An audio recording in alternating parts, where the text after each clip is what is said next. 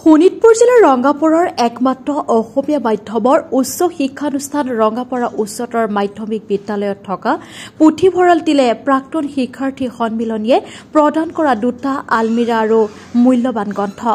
কিতাপ পঢ়ি ভালপোৱা বিদ্যালয়খনৰ ছাত্ৰ-ছাত্ৰী আৰু শিক্ষক-শিক্ষয়িত্ৰীয়ে প্ৰাক্তন শিক্ষাৰ্থীসকলে আনুষ্ঠানিকভাৱে প্ৰদান কৰা গ্ৰন্থসমূহৰ পৰা যথেষ্টখিনি উপকৃত হ'ব বুলি সকলোৱে আশা প্ৰকাশ কৰিছে। ৰংগাপৰা উচ্চতৰ মাধ্যমিক বিদ্যালয়ৰ প্ৰাক্তন শিক্ষাৰ্থী সন্মিলনৰ সম্পাদক বলেন চক্ৰৱৰ্তী আৰু প্ৰাক্তন ছাত্ৰসকল ক্ৰমে মৃণাল গগৈ, বুধিন বৈশ্য, পংকজ নাথ, সিদ্ধাৰ্থ দত্ত, ধনেশ্বৰ কলিতা, শ্বাহিন আহমেদ, বিটু ডেকা আৰু দেৱজিৎ বৈশ্য উপস্থিত হৈ বিদ্যালয়খনৰ অধ্যক্ষ মোহন গোস্বামী, পুথিভঁৰালটিৰ পৰিচালনা কৰা দায়িত্বত থকা সহকাৰী শিক্ষক নন্দেশ্বৰ ভৰালী, দ্বিজেন হালৈ আৰু শিক্ষয়িত্ৰী বিতুমণি কলিতাৰ হাতত ৭৩খন মূল্যৱান গ্ৰন্থ আনুষ্ঠানিকভাৱে প্ৰদান কৰে। প্ৰাক্তন ছাত্ৰ বলেন চক্ৰৱৰ্তীয়ে কয় যে আজি আমি কেইবাগৰাকী প্ৰাক্তন শিক্ষাৰ্থী সন্মিলনৰ বিষয়ববীয়া আৰু সদস্যসকল বিশেষ উদ্দেশ্য লৈ বিদ্যালয়খনত উপস্থিত হৈছো। চলিত বৰ্ষৰ ২৮ এপ্ৰিলত ৰঙাপৰা উচ্চতৰ মাধ্যমিক বিদ্যালয়ত এখনি প্ৰাক্তন শিক্ষাৰ্থী সন্মিলন অনুষ্ঠিত কৰা হৈছিল। সন্মিলনখনি সুকলমে অনুষ্ঠিত হৈ যোৱাৰ পাছত প্ৰায় ৫৮,০০০ টকা ৰাহি হৈছিল। ৰাহি হোৱা ধনৰাশিৰে বিদ্যালয়খনৰ পুথিভঁৰালটিলৈ দুটা আলমিৰা আৰু গ্ৰন্থ প্ৰদান কৰাৰ সিদ্ধান্ত গ্ৰহণ কৰিছিল আৰু সেইমৰ্মে দুয়োটা বস্তু সামগ্ৰী প্ৰদান কৰা হ'ল। ২৫,০০০ টকা ব্যয় সাপেক্ষে দুটা আলমিৰা আৰু বাকীখিনি ধনৰাশিৰে ৭৩খন কিতাপখিনি ক্ৰয় কৰা হৈছে।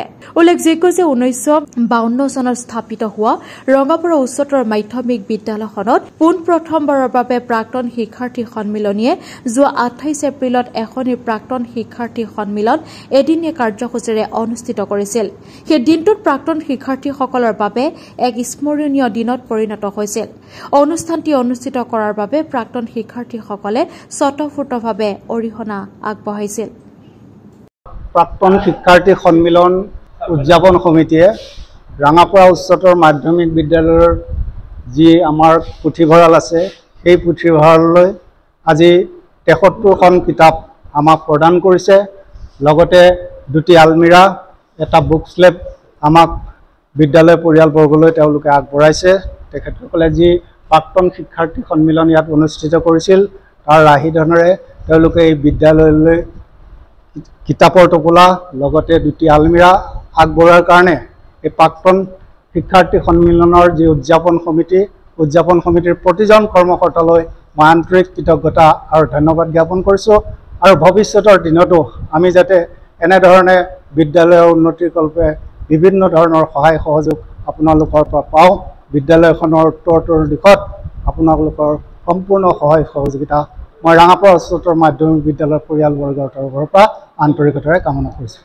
সৰ্বপ্ৰথমতে প্ৰাক্তন শিক্ষাৰ্থী সন্মিলন ২০২৪ এই সন্মিলনৰ উদযাপনৰ বাবে যি উদযাপন সমিতি গঠন হৈছিল সেই উদযাপন সমিতিৰ প্ৰতি আমাৰ বিদ্যালয়ৰ তৰফৰ পৰা আমি ধন্যবাদ জ্ঞাপন কৰিছোঁ আৰু তেওঁলোকৰ ওচৰত আমি যথেষ্ট কৃতজ্ঞ বুলি আমি ঘোষণা কৰিছোঁ।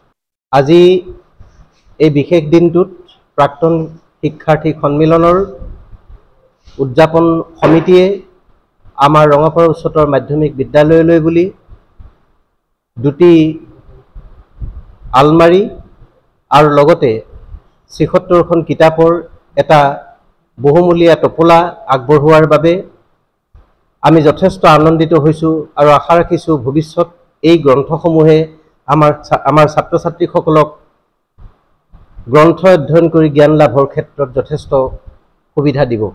প্ৰাক্তন শিক্ষাৰ্থী সন্মিলনৰ উদযাপন সমিতিয়ে খুব সাৱধানে যিখিনি ধন জমা হৈছিল সেই ধন তেখেতসকলে খৰচ কৰি এই ধন তেখেতসকলে ৰাহি কৰি এটা ভাল সৎকৰ্মত ব্যৱহাৰ কৰাৰ কাৰণে আমি যথেষ্ট আনন্দিত আৰু আমি আশা ৰাখিছোঁ যে এই গ্ৰন্থসমূহে আহি থকা দিনবিলাকত বছৰ বছৰ ধৰি হয়তো ১০০ বছৰলৈকে কিতাপসমূহ যেতিয়ালৈকে আমাৰ বিদ্যালয়ৰ গ্ৰন্থাগাৰত থাকিব প্ৰাক্তন শিক্ষাৰ্থী সন্মিলন ২০২৪ৰ যিটো স্মৃতি সেই স্মৃতি আমাৰ ছাত্ৰ ছাত্ৰীসকলে অনুভৱ কৰিব পাৰিব তথা প্ৰাক্তন ছাত্ৰ ছাত্ৰীসকলে অনুভৱ কৰিব পাৰিব।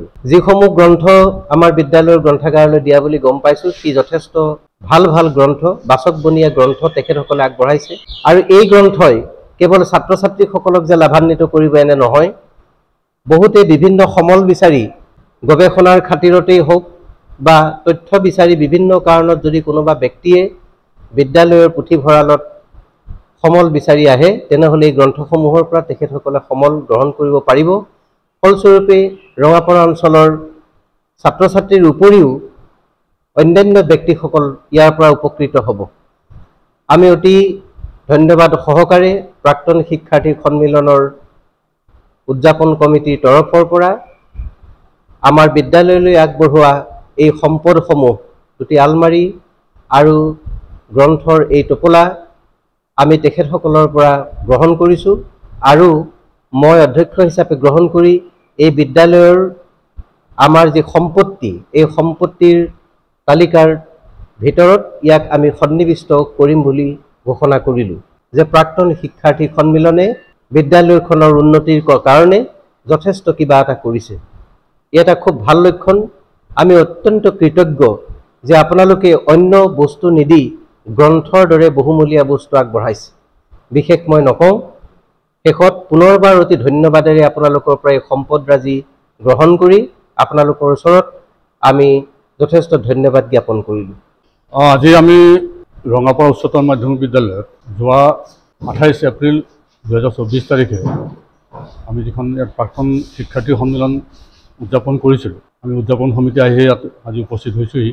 আমি এই সন্মিলনখনি অনুষ্ঠিত কৰাৰ পিছত আমাৰ হাতত প্ৰায় 58,000 টকা ধন ৰাহি হৈছিলে। আৰু এই ধন আমাৰ সংগ্ৰহ কৰা হৈছিল আমাৰ একমাত্ৰ প্ৰাক্তন শিক্ষাৰ্থীসকলৰ ফালৰ পৰাই।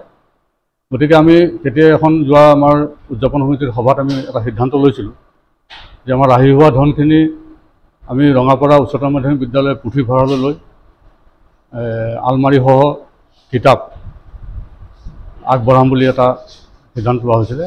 আৰু সিদ্ধান্ত আমি আজি উপস্থিত হৈছোঁহি। আমি কিতাপৰ টোপোলা আৰু লগতে দুটা আলমাৰী আমি ইয়াত আজি আনিছোঁ। আৰু প্ৰায় 25,000 টকাৰ আলমাৰী আৰু তাৰ লগত বাকীখিনি আমি কিতাপ সংগ্ৰহ কৰি আমাৰ বিদ্যালয়ৰ ছাত্ৰ ছাত্ৰীকে শিক্ষক শিক্ষয়িত্ৰী পৰিয়ালৰ সহায় হোৱাকৈ তেওঁলোকৰ উপযোগী কিছু পুথি আমি সংগ্ৰহ কৰিছোঁ, কিনিছোঁ। আৰু সেয়া আমি বিদ্যালয় কৰ্তৃপক্ষৰ হাতত অৰ্পণ কৰিছোঁ।